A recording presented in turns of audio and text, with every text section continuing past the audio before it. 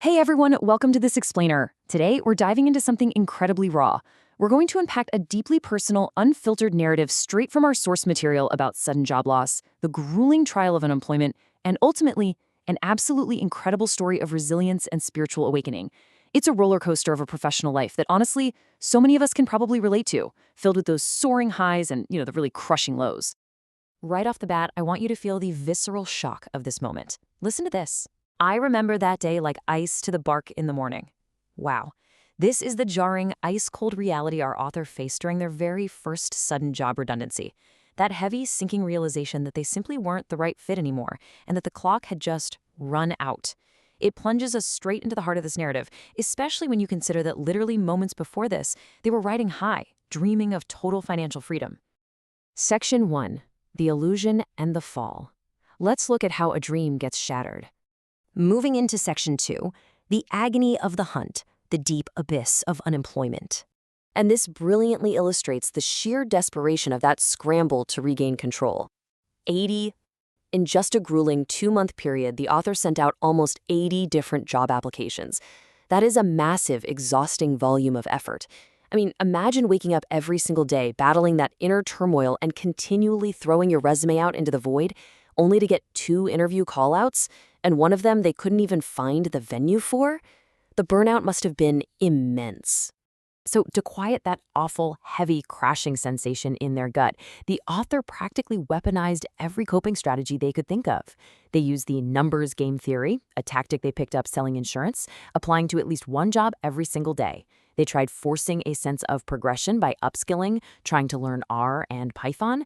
They even, and I find this fascinating, turned to dating apps, not for romance, but literally just to make French friends as a linguistic distraction. And crucially, they started consuming motivational PDFs and reading the Bible simply to disconnect their brain from the overwhelming mental anguish. Section 3. The Cycle of Sweet Poison. The Highs and the Inescapable Lows. You see, the hunt doesn't just end with a job. It transitions into a terrifying cycle. Now, what's really interesting about this slide is the sheer whiplash between the peak and the pit. The sweet was phenomenal. We're talking a remote UK accounting job offering a massive 10 million shillings, a welcoming hiring manager, the thrill of a brand new laptop. The author had never been so happy. But then, the poison hit. A sudden corporate restructuring reassigned them to a confrontational manager. Almost overnight, they were labeled a problem child and abruptly forced to resign just to save their own sanity. The ultimate high obliterated by a devastating low. And this wasn't just a professional setback. It was profound trauma. When yet another redundancy struck later in their career, the author described it vividly, like a sharp knife to the back of my head. We really have to acknowledge the raw, almost physical, emotional toll that progressive rejection takes on a person. It's an incredibly validating statement for anyone who has ever poured their entire identity into a role only to have it ripped away. Section 4. Kindness in the Darkness. Finding some light. But amidst all this corporate coldness, the author didn't just sit in the darkness. They physically tried to outrun their grief. Look at how their geographic movement mirrored their search for emotional stability. A 4-hour ferry ride to the island of Kalangala just to breathe. A 12-hour bus journey through Kenya, having deep conversations about life with a complete stranger. Sleeping overnight at a closed Burundian border. And finally, taking 14 days of driving classes back in Kampala, mastering a physical skill to successfully rebuild their lost confidence when their career just couldn't. Through all these movements, they encountered what we can only call guides along the way. Brief, fleeting encounters with incredible human kindness. The soft-spoken HR lady whose initial warmth was never forgotten. The wise gentleman on the bus. A supportive auditor who encouraged them. A kind woman who gave them GPS directions when they were lost and stressed before an interview. And that incredibly patient driving instructor. These brief encounters served as absolutely critical, heartwarming anchors during the author's darkest periods. So, if we step back, what's the takeaway here? As these narrative themes connect, we realize that the ultimate solution to the author's agony wasn't actually a paycheck.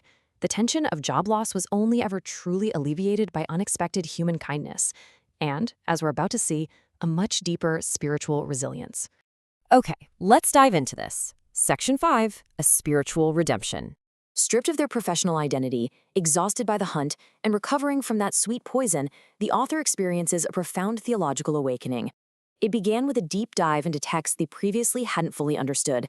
They read about the 37 miracles of Jesus to find the courage to endure this hibernation of unemployment, and they clung tightly to the concept of mustard seed faith, the belief that even the tiniest, smallest amount of true faith is powerful enough to command the mountains of despair and unemployment to move right out of their way.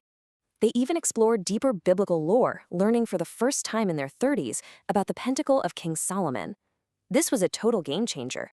They realized Solomon kneeled and asked directly for true fundamental wisdom, rather than just asking for material wealth or a quick fix. This shifted everything. The author's mindset fundamentally pivoted from desperately seeking a job to seeking divine wisdom and purpose. Let's move to and see how this builds, because their spiritual maturity evolved directly alongside the rejections. Step 1. In the beginning, the prayers were specific and desperate, praying for that remote job with the 10 million shilling salary. Step 2. As the poison hit, it shifted to praying for an independent business idea, a way to escape the corporate rat race forever. But by step 3, after realizing they couldn't control the corporate world, the prayer became beautiful in its simplicity, praying for inner peace, for grace, and simply to be the right solution to someone else's problem. And it all culminates right here. I will teach myself to accept what comes to me and take it on with grace. This isn't defeat, no way. This is absolute spiritual redemption. This is the exact moment the author stops fighting the relentless tide of the corporate world and accepts their own path, armed with true faith and internal peace. For anyone focused on their own career path, or maybe you're currently navigating the choppy waters of the job market yourself, this intensely personal journey is such a vital reminder. We so often tie our entire identity and self-worth to the sweet poison of corporate ambition. We chase the highs, we let the lows absolutely destroy us, and we completely forget the incredible strength that's found in our own internal resilience and the kindness of strangers along the way. So I leave you with this to reflect on.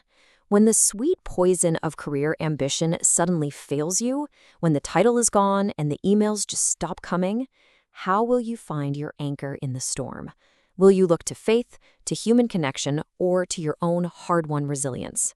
Thank you so much for joining me on this deep dive. Take these lessons, build your resilience, and remember to look for the guides along your own way.